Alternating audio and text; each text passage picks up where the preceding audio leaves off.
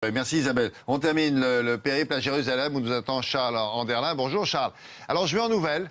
Il se porte comment le livre chez vous Israël, c'est quand même le pays du livre le plus vendu au monde, je vous le rappelle, pas à vous bien sûr, mais à ceux qui nous regardent, c'est la Bible. D'ailleurs on va commencer par ça. On en vend toujours autant, Charles? Écoutez, il y a une certaine baisse, William, pour les romans et les essais, mais vous l'avez dit, c'est le pays de la Bible. Alors, les livres religieux soutiennent le marché.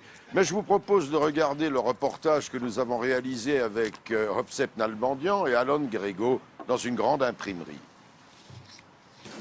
C'est l'erreur à ne pas faire. Inviter un auteur à assister à la fabrication de son livre. Benjamin Shvili publie un recueil de contes d'une communauté orthodoxe. Et il veut que chaque exemplaire soit parfait. J'ai le sentiment d'être à la maternité, que quelque chose va naître. Je suis le processus, c'est émouvant. Jonathan Nadav est le patron de la maison d'édition qui publie ce livre. Ça sera, je crois, 1500 exemplaires, oui. Un livre comme ça, en Israël, c'est normal? Oui, c'est normal. Aujourd'hui, c'est normal. Si on avait imprimé ce livre il y a des années, c'était 3000.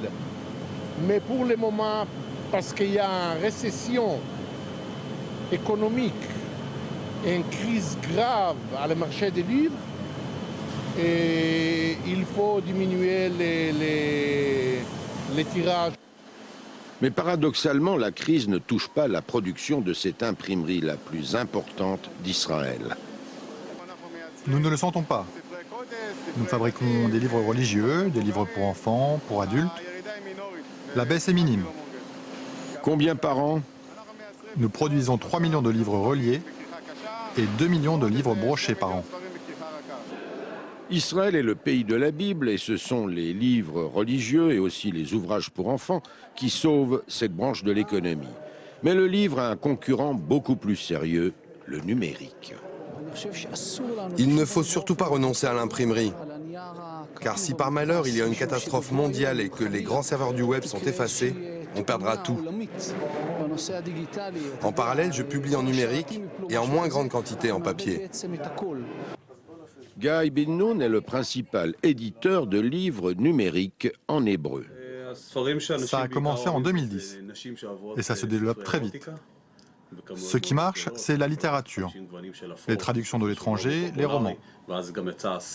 Les femmes achètent surtout de l'érotique, comme par exemple 50 nuances de gris. Les hommes sont plutôt policiers ou science-fiction. La vraie percée est venue de la lecture sur smartphone et tablette, où il est possible de passer de l'un à l'autre sans perdre la page. Après la sortie du livre de Benjamin Shvili, Jonathan Nadav, l'éditeur, place tous ses espoirs dans un nouveau roman, tout juste arrivé en librairie il y a 2 jours. La Dame de Kazan, par Maya Arad, un roman, et c'est un, on peut dire, Jane Austen moderne en hébreu. Ce sera peut-être un best-seller. Oui, on lui souhaite en tout cas. Charles, on l'a vu dans le reportage, cette imprimerie publie 5 millions de livres par an et pour un pays d'environ 7 millions d'habitants. Hein. C'est énorme ça, oui, non? Tout à fait, un peu plus de 7 millions d'habitants, surtout si on compte uniquement les hébréophones, c'est-à-dire 4 millions et demi, il faut compter les Arabes israéliens, cela fait beaucoup et ce n'est pas la seule imprimerie du pays, il y en a encore des dizaines d'autres. Et puis il faut parler aussi des imprimeries en arabe, surtout en Galilée. Alors le numérique fait son entrée, vous venez de le voir, pour des raisons d'abord économiques. Un livre en numérique coûte 40% de moins qu'un livre papier, cela pousse le marché.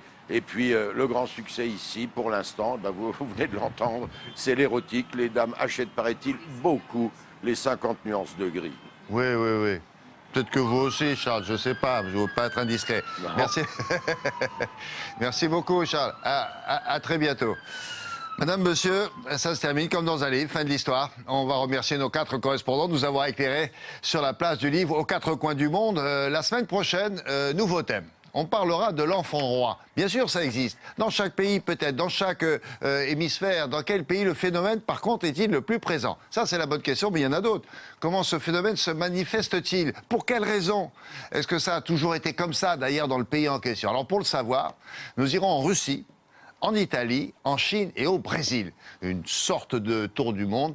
D'ailleurs, ça s'appelle C'est un monde, cette séquence, figurez-vous. Et Télématin, c'est fini aussi. Mais on vous donne rendez-vous lundi. En attendant, voici quelques images de la semaine écoulée. C'est le petit bonus. Bon week-end.